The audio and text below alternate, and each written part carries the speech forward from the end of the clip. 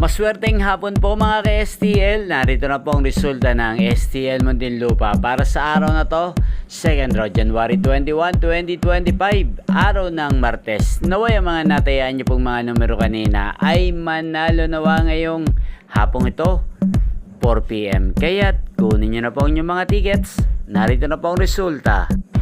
Ang mga numerong nanalo sa STL Muntinlupa ngayong hapong ito, January 21, 2025, 4 PM, 2nd row, result 22 at 27 in exact order.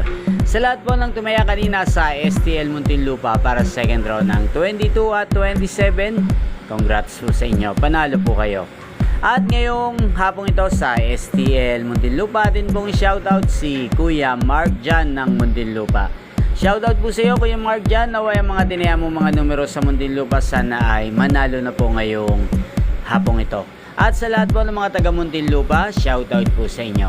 Inyo pong napanood ang resulta ng STL Muntinlupa sa channel na to, Roderick Hernandez TV.